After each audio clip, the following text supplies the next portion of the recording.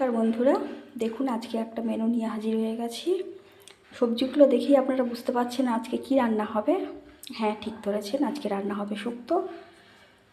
দেখুন এখানে আলু কাটা আছে, লম্বা লম্বা করে আলু কেটে নিয়েছি, বেগুন কেটে নিয়েছি লম্বা লম্বা করে, কলা কেটে নিয়েছি, বরবটি কেটে নিয়েছি কলা লম্বা লম্বা করে, আর এখানে আছে ডাঁটা, সর্ষের ডাঁটা কাটা লম্বা লম্বা করে, আর উচ্ছে লম্বা লম্বা করে কেটে নিয়েছি। কড়াই গরম হয়ে গেছে, এবারে আমি কড়াই তেল দিয়ে নেব। তেলের মধ্যে প্রথমে আমি ভেজে নেব বড়ি। দেখুন বড়িটা ভেজে নিচ্ছি। বড়িটা লাল লাল হয়ে গেছে, এবারে তুলে নেব। ওই তেলের মধ্যে এবারে দিয়ে নেব কেটে রাখা উচ্ছেগুলো লাল লাল করে ভেজে নেব।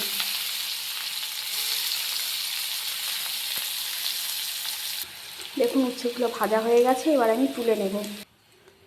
দেখুন উচ্ছেগুলো এই তুলে রেখেছি, এইবারে ভেজে নেব ডাঁটাগুলো লাল লাল করে ভেজে নেব।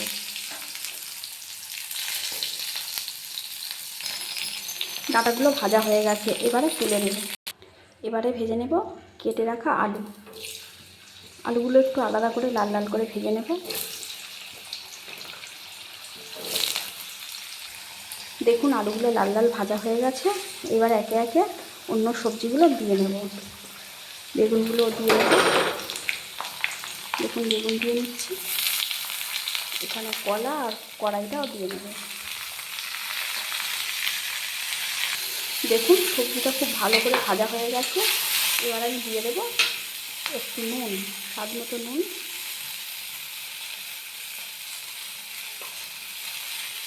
ব্যাস এই পর্যন্ত নুন দেবো। দিয়ে দেবো একটু আদা বাটা আর অল্প করে হলুদ গুঁড়ো।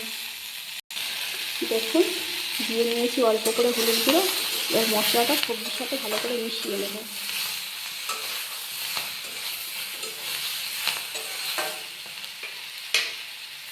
এবারে জল দিয়ে দেবো।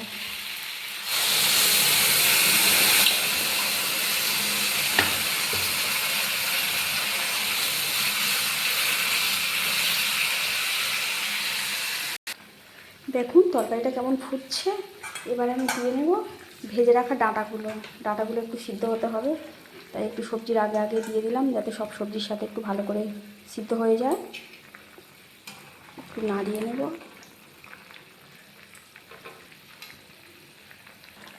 দেখুন তরকারিটা কেমন ফুটছে, সব সবজি সিদ্ধ হয়ে গেছে।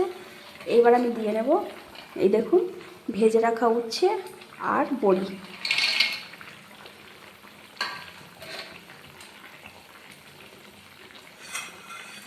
আর দিয়ে নেব সর্ষে বাটা। সর্ষেটা আমি শিলে নুন দিয়ে বেটে রেখেছিলাম, এবার একটা ছাঁকনিতে ভালো করে ছেঁকে নিয়ে সর্ষেটা দেবো। খোসাটা বাদ দিয়ে দিয়েছি, দেখুন খোসাটা ফেলে দিয়েছি। এই দেখুন খোসাটা ফেলে দিয়েছি।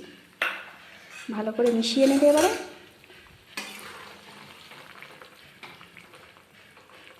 5 মিনিট ফুটতে দেবো।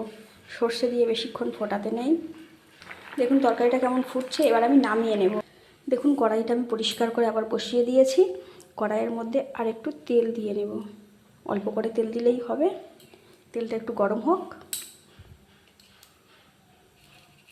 দেখুন তেলটা গরম হয়ে গেছে, এবার আমি দিয়ে নেব 5 ফোড়ন।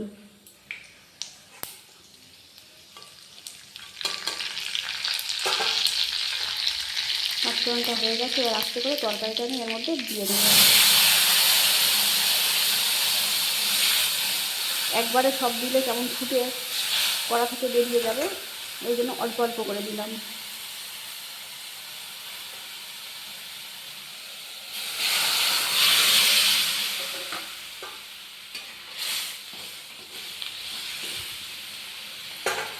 একটুখানি ফুটে গেলেই নামিয়ে নেব। দেখুন তরকারিটা এই পর্যায়ে এসছে, এবার আমি নামিয়ে নেব। আর নামানোর আগে একটু চিনি দিয়ে নেব।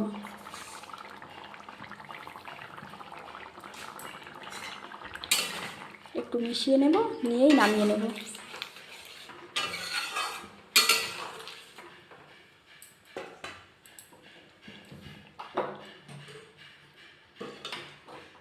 তৈরি হয়ে গেল আমার শুক্তো। খুব সহজ পদ্ধতিতে তৈরি করেছি। দেখুন, ঘরোয়াভাবে এই শুক্তোটা রান্না করেছি। কেমন হয়েছে জানাবেন।